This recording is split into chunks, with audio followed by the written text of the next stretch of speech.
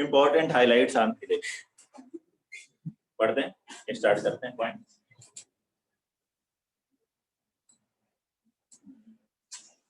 First point वही point है जो कि काफी इंपॉर्टेंट है, जो पहले भी हमने पढ़ा था। सम ऑफ फोकल डिस्टेंसेस क्या था पढ़ा इलिप्स में? किसी भी पॉइंट का फोकल डिस्टेंस का sum length of major axis. Sum of focal distances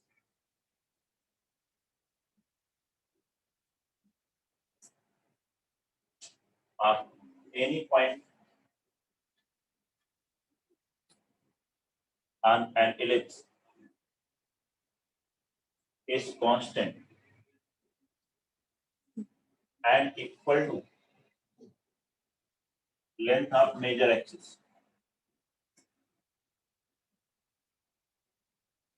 and equal to length of major axis की लेंथ के ही इक्वल। इंपॉर्टेंट पॉइंट क्वेश्चंस आए थे पहले भी टाइप में थे। नेक्स्ट ये पॉइंट भी इंपॉर्टेंट है क्या? Product of length of perpendicular, product of length of perpendicular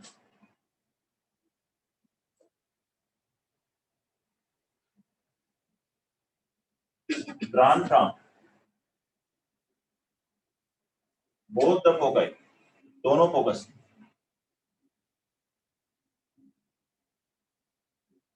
upon any tangent to an ellipse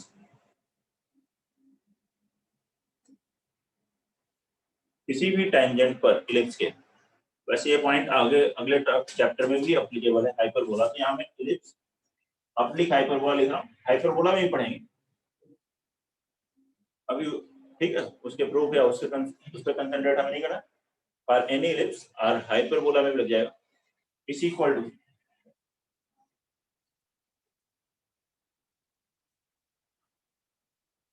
semi minor axis, minor axis का हाफ, टू बी होता है माइनर एक्सिस, उसका हाफ का square is equal to b square होता है।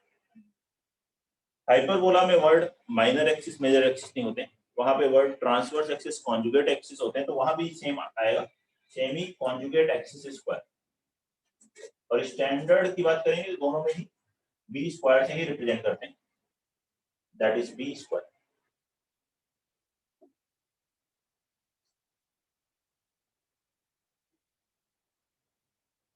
देखते हैं इसका मतलब समझते हैं डायग्राम में। फर्स्ट वाला पॉइंट तो ऑलरेडी पहले ही से हम पढ़ रहे हैं, उसका प्रूफ देख चुके थे। इसको देखिए, product of length of perpendicular,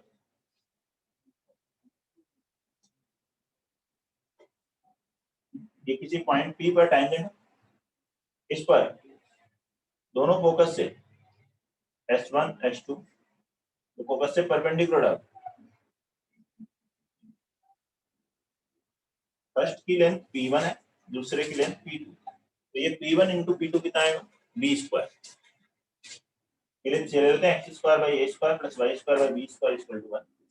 ये ग्रेटर देन, पहला फोकस क्या हुआ? AE0, second minus AE0। ये टेंजेंट की ऑप्शन लिख लेते हैं, स्लोप फार्मूला लिख लो, y बराबर mx plus root over a square m square plus b square. तो मेन फार्मूला क्या लगाना है आपको? बाद में क्वेश्चंस में प्रॉपर्टी क्या है यहाँ पे? P1 into P2 b square होगा। अब इसी का एक्सप्लेनेशन, इसका प्रूफ आप यहाँ पे कर सकते हैं। एक पॉइंट से परपेंडिकुलर लेंथ का फार्मूला पता है? ट्राई कीजिए, देखें P1 क्या होगा? AE0 से इस पे परपेंडिकुलर डिस्टेंस, A0 से इस पे परपेंडिकुलर क्या होगी? MAE, y की वैल्यू रखी 0 plus root over a square m square plus b square upon root over 1 plus m square. क्या है? ऐसे ही P2 किससे डिस्टेंस है? माइनस ए से, इसमें माइनस ए रखोगे तो आएगा minus m into a plus root over a square M square plus B square upon root 1 plus M square.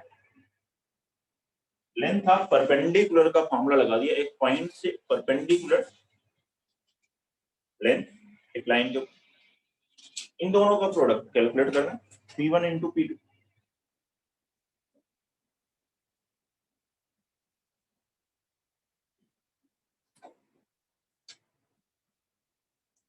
P1 into P2 will be equal to,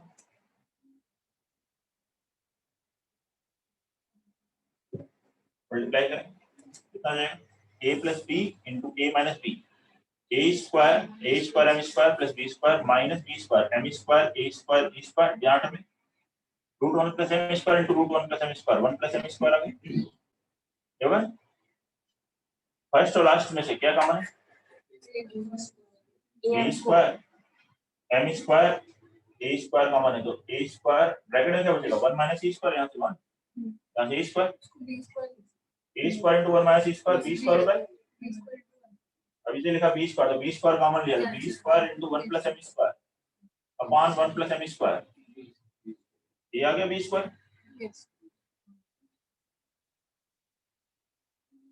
note कर लीजिए, highlights में second one है,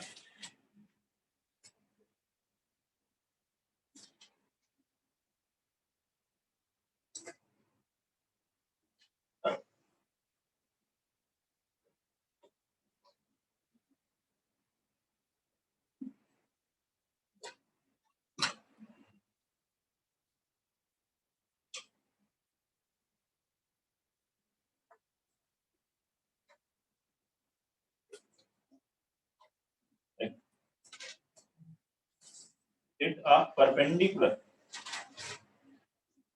drawn from either focus upon any tangent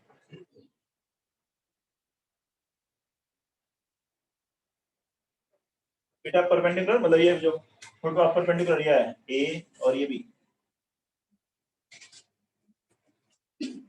focus से tangent पे जहां perpendicular डाले तो foot of perpendicular, length of perpendicular का प्रोडक्ट हम देखिए 20 पर, जो फुट ऑफ परपेंडिकुलर होते हैं ये कहां होते हैं, ये इस इलिप्स के ऑक्सिलरी सर्कल के, foot of perpendicular drawn from either focus upon any tangent on an ellipse, और सेम पॉइंट हाइपरबोला में भी लग जाएगा, और hyperbola that is on its auxiliary circle.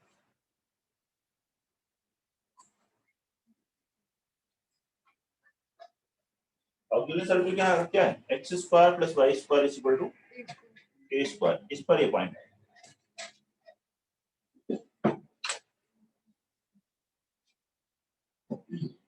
ठीक है, तो हम फुट ऑफ परपेंडिकुलर का लोकस निकाल लीजिए, उससे मिल जाएगा auxiliary circle.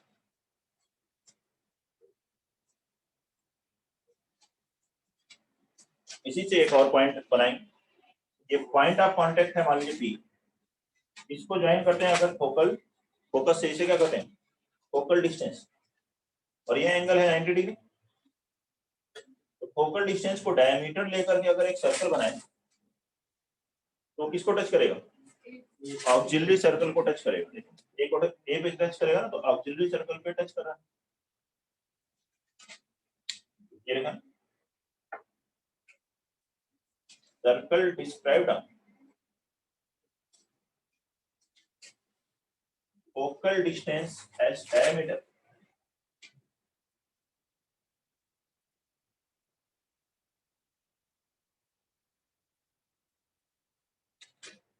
which is auxiliary circle of ellipse,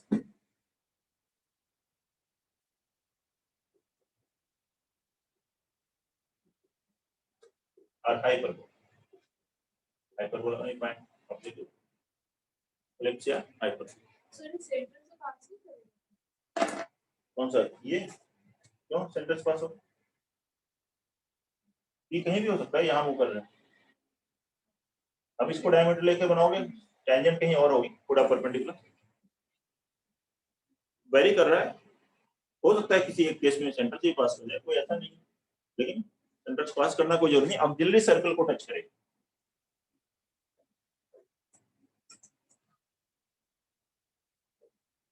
point number 5, एक पैराबोला में हाइलाइट्स में आपको बताया था पॉइंट, तो बताया था कि ये इलिप्स और हाइपरबोला में भी एप्लीकेबल है।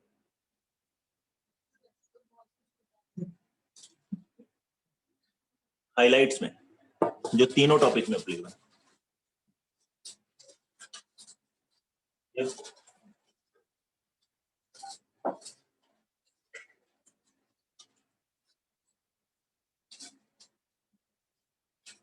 कुछ पॉइंट पर फिर से मैं इसलिए बोल रहा हूँ क्योंकि जिसे आप रिलेट कर सकें। फिर हाइपरबोला में बताएंगे, कैसे भी याद हो जाए आपको। मेरी कोशिश ये है, आपकी कोशिश देखें किस तरफ है कि कैसे भी न याद हो पाए तो हाँ कोशिश करेंगे तो याद हो जाएगा। ये 5th पॉइंट है, length of portion of tangent, length of portion of tangent intercepted between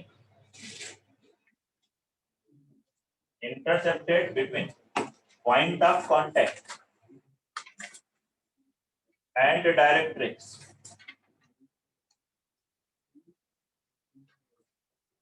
subtends a right angle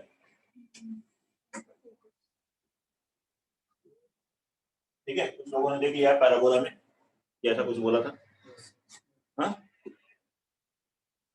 है ना, length of portion of tangent, ये सेम टू लाइन से length of portion of tangent between point of contact and directrix subtends right angle at focus था वहां, लेकिन यहाँ दो focus है तो इसलिए क्या लिखेंगे, at corresponding focus, at corresponding focus, जो डायरेक्ट्रिक्स लेंगे उसके करेस्पॉन्डिंग फोकस, जो उसके पास वाला फोकस होगा उस पर, दोनों फोकस पर नहीं 90 बनेगा, किसी एक पर बनेगा, जो डायरेक्ट्रिक्स लेंगे उसके करेस्पॉन्डिंग, दूसरी डायरेक्ट्रिक्स लेंगे तो दूसरा फोकस लेंगे तो बन जाएगा।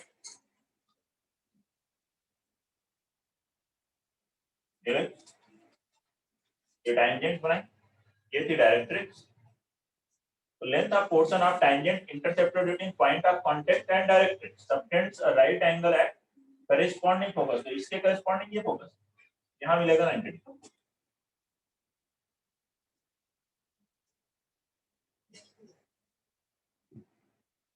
यही सेम हाइपरबोला में मिल जाएगा, तीनों टॉपिक में ही एप्लीकेबल है।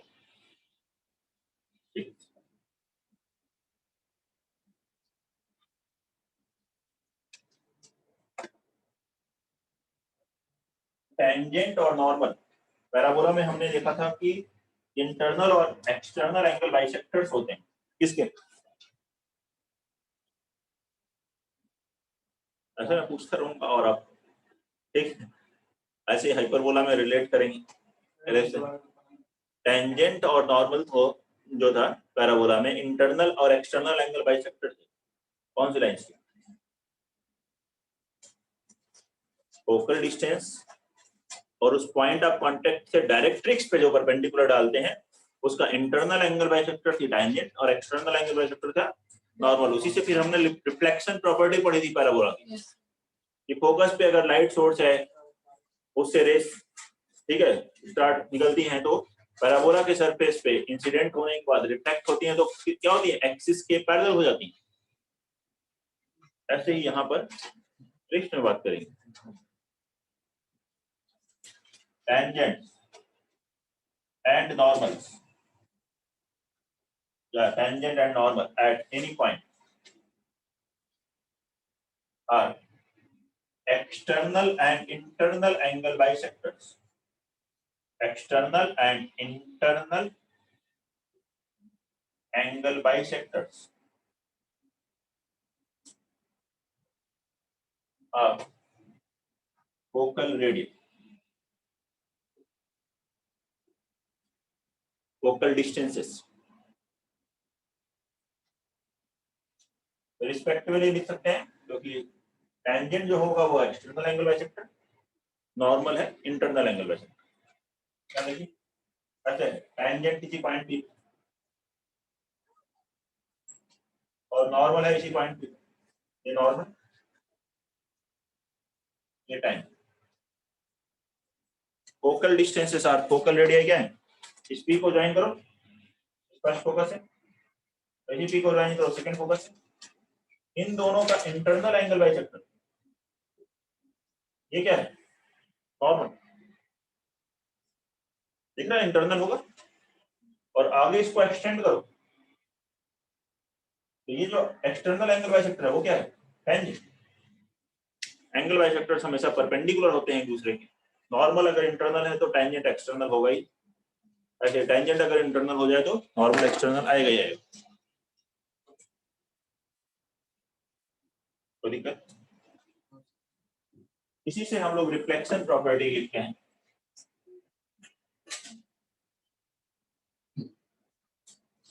इलिप्स के रिफ्लेक्शन प्रॉपर्टी ऑफ इलिप्स। अब देखिए अगर आप यहाँ पे लाइट सोर्स रख दें, फोकस एस पे, इससे लाइट रेस निकले, इलिप्स के सरफेस पे जाके इंसिडेंट हुई, तो वो रिफ्लेक्ट होके कहाँ जाएंगे, दूसरे फोकस से पास होंगे, क्योंकि सरफेस के नॉर्मल से इंसिडेंट रे और रिफ्लेक्टेड रे इक्वल एंगल में आएगी, तो रिफ्लेक्ट होके दूसरे फोकस से पास होगी। अगर दूसरे फोकस से स्टार्ट हुई तो फिर इससे पास होगी, क्योंकि इसके इस पे नॉर्मल हो गए तो एंगल बाइसेक्टर से। ठीक है, देखिए race emanating from one focus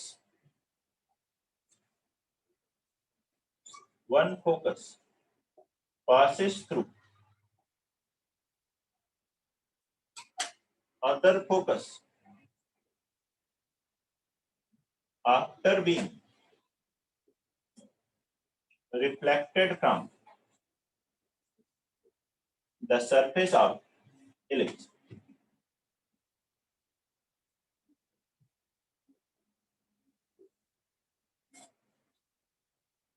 एक फोकस से जो रेस ओरिजिनेट होंगी, स्टार्ट होंगी, इलिप्स के सरफेस से रिफ्लेक्ट होने के बाद दूसरे फोकस से पास। इंपॉर्टेंट हाइलाइट्स में पॉइंट नंबर 8 लास्ट पॉइंट है इंपॉर्टेंट हाइलाइट्स का। उसके बाद इस पे हम लोग 2 क्वेश्चंस करेंगे और ये टॉपिक कंप्लीट हो जाएगा। तो लिखते हैं point number 3।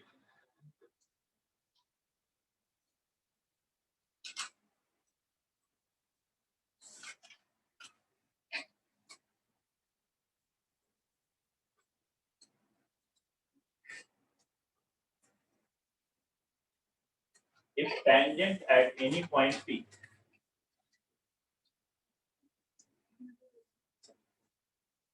on ellipse x square upon a square plus y square by b square is equal to 1, a greater than its axis at a and b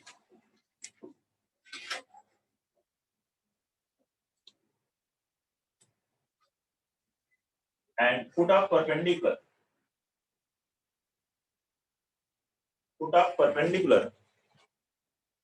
from center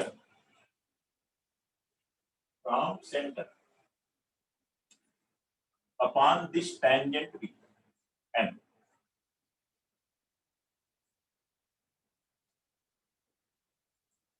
then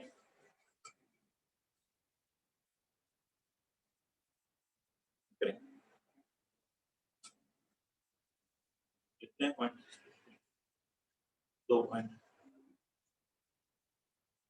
minimum value of A B और minimum length of A B will be a plus b and second है maximum value of pm that will be a minus b। Diagram ही बनाते हैं, देखते हैं क्या है इसका मतलब, नोट कर लीजिए पहले तो देखते हैं क्या हो।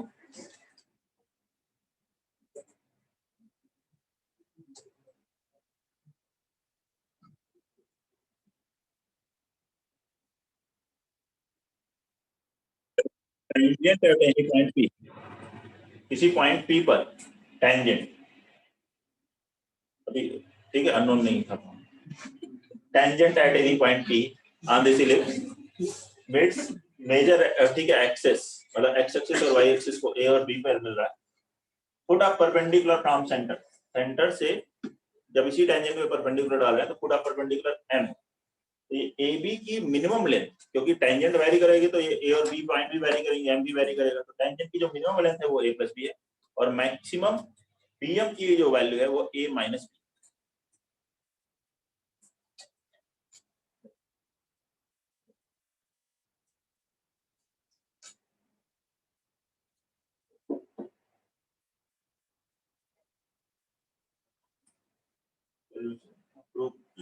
पॉइंट है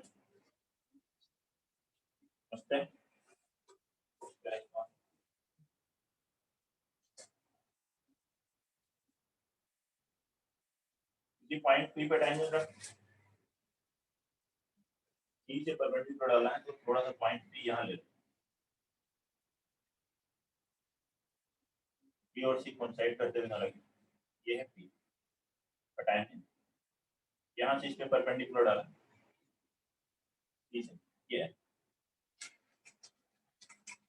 तो लिखा tangent at any point P meets axes at A and B, x axis और वाई एक्सिस को ए और बी पे मिले, ये लिखा ना, and put up perpendicular from centre, centre से इस पे जो परपेंडिकुलर डाला वो एम है, तो ये पी एम, इसकी अगर हमें मैक्सिमम वैल्यू निकालनी तो वो ए माइनस बी और ए बी की मिनिमम वैल्यू निकालनी तो ए प्लस बी, ये है। कैसे कल प्रूव करेंगे, ये पॉइंट ले लिया a cos theta b sin theta, tangent at B क्या होगी, x upon a cos theta plus y upon b sin theta is equal to 1।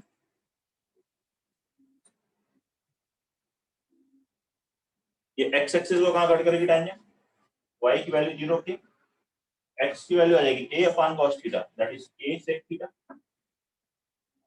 समझ लो, ऐसे x 0 रखेंगे तो y आएगा b upon sin theta that is b cosec theta, होगा। अब ये डिस्टेंस कैलकुलेट करेंगे, distance A B, therefore a b distance formula भाई root over a square sec square theta plus b square cosec square theta लिख सकते हैं, sec square theta को लिखिए 1 plus tan square theta, cosec square को 1 plus cot square theta, ये बन गया a square plus b square, a square tan square theta plus b square cot square theta, उसको क्या लिखना है, उसको लिखिए a tan theta minus b cot theta का होल स्क्वायर,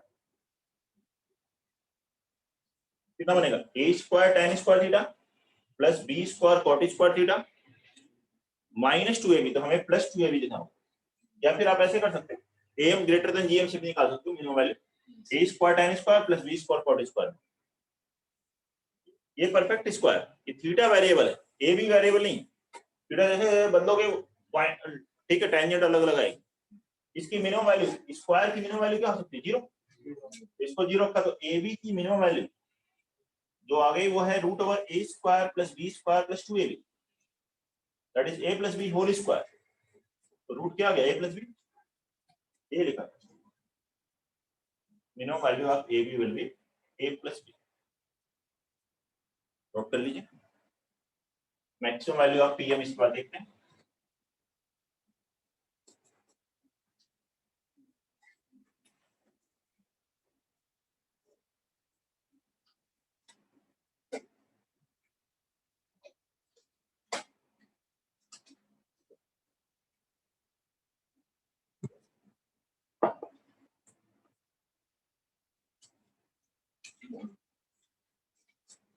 पीएम की मैक्सिमम वैल्यू कैसे कैलकुलेट करें,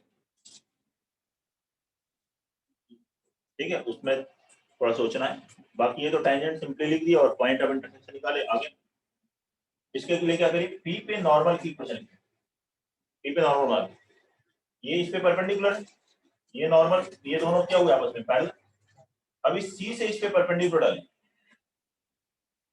ये एंगल भी 90, ये भी 90, तो ये एक रेक्टेंगल बन गया, खाली ये एन है तो ये सीएन और पीएम बराबर होंगे, ये सीएन डिस्टेंस निकाल ली, सीएन डिस्टेंस क्या है, सेंटर से नॉर्मल पे परपेंडिकुलर डिस्टेंस, और नॉर्मल की इक्वेशन नॉर्मल एट पी क्या आएगी, ax sec theta minus dy cosec theta is equal to a square minus e square. ये होगी ना नॉर्मल की इक्वेशन। इस पे ओरिजिन से परपेंडिकुलर डिस्टेंस बताइए कितनी होगी, pm is equal to cn, that is perpendicular distance from origin। Origin से परपेंडिकुलर डिस्टेंस का क्या फॉर्मूला है, c अपान मतलब a square minus b square upon root over a sec theta का square, a square sec square theta plus b square cosec square theta. कहाँ पे b square minus a square, यहाँ पे mod लगा लो, a b से बड़ा है ना इसी लेक्चर में, ठीक है, उसी के लिए लिखा है। ये आगे इसकी मिनिमम वैल्यू अभी कैलकुलेट किए, देखो ये सेम मिनिमम अगर हम डिनोमिनेटर में रखें तो वैल्यू क्या आएगी, मैक्सिमम, मतलब इस pm की मैक्सिमम वैल्यू जो है वो क्या हो गई, a square minus b square upon denominator में क्या आ गया, a plus b, that is a minus b, a plus b, तो ये क्या आ गया, a माइनस b। ये तो हमने लिखा था result, maximum value of pm is a minus b।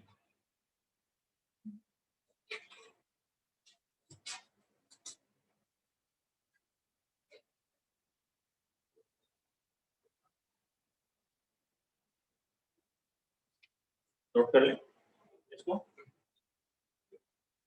इन्हीं हाइलाइट्स पे 2 सिंपल क्वेश्चंस हम लोग ये करेंगे। अरे emanating from -30 is incident on ellipse 16x square plus 25y square is equal to 400 at a point P।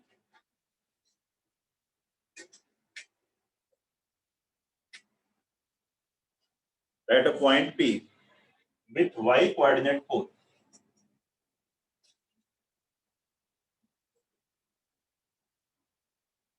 with y coordinate 4, find the equation of reflected ray, find the equation of reflected ray। कीजिए जो कि law of reflection से बताया था आपको, उसी पर base है।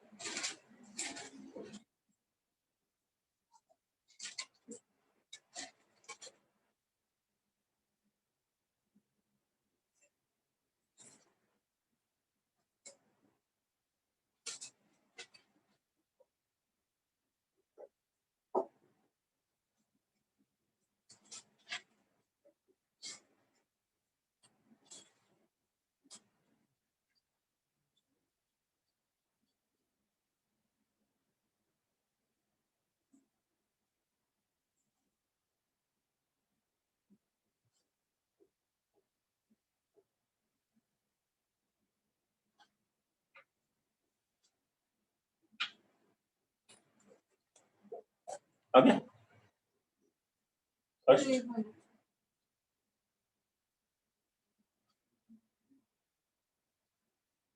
आसान है थोड़ा सा, सिंप्लीफाई कर, इस 400 से डिवाइड करेंगे, एलिप्स क्या होगा?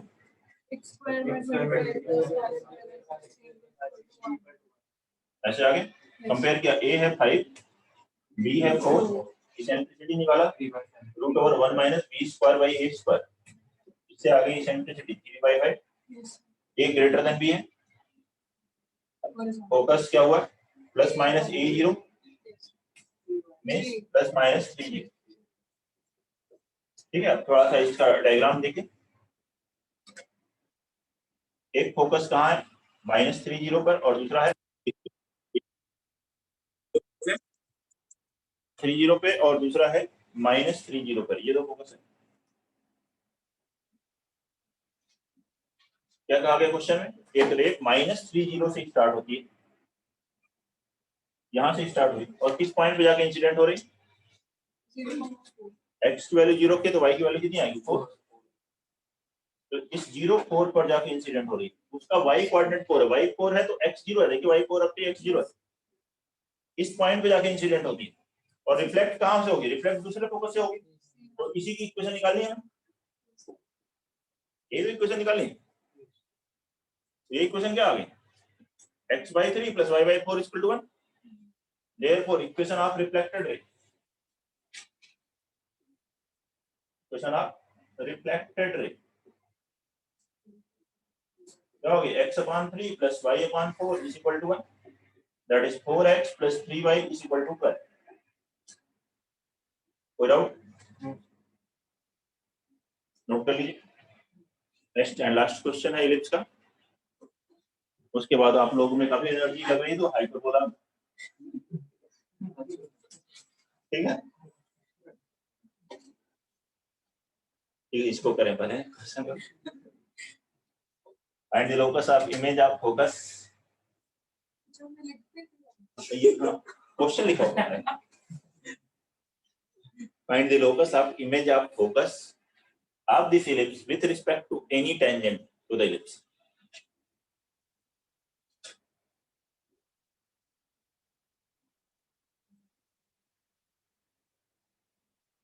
आपका जरा भी टाइम वेस्ट ना हो। And locus of image of focus this ellipse, इस ellipse के फोकस की इमेज कैलकुलेट करनी है, इसमें किसी भी टेंजेंट के रिस्पेक्ट कैलकुलेट करने की कोशिश करिए।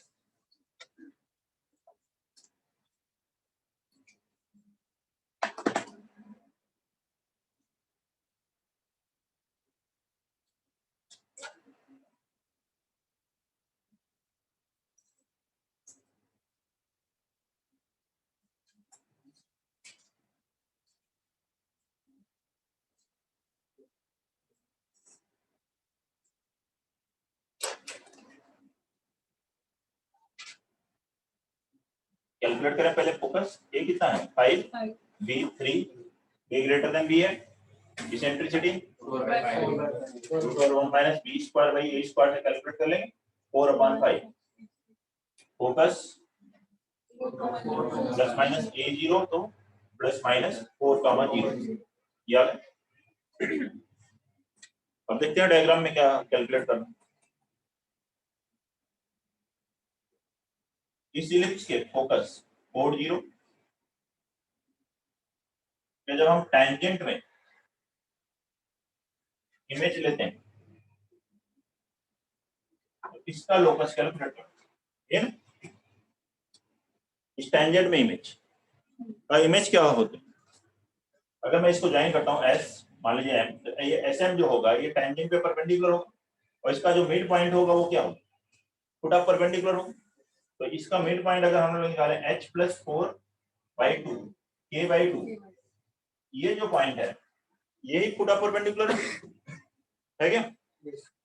और ये फुट ऑफ परपेंडिकुलर कहाँ होता है?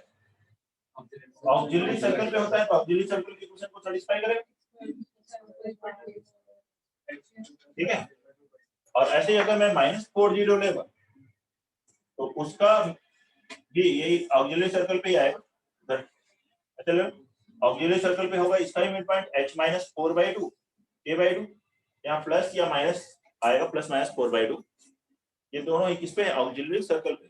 तो change put of perpendicular is on auxiliary circle, और ऑक्सिलरी सर्कल की इक्वेशन है that is x square plus y square equal to a square, ये 5 x square plus y square equal to a square 25। तो अब ये इसको satisfy करा दी, therefore h plus r minus 4/2 whole square plus k/2 whole square is equal to 25। 2 का square 4 cross multiply हो जाएगा, तो लोकस क्या आ गया, x plus minus 4 whole square plus y square is equal to 4 into 25 100। Note करें, कोई भी डाउट है तो बताइए इसमें। ये हम लोगों ने इलिप्स पढ़ा।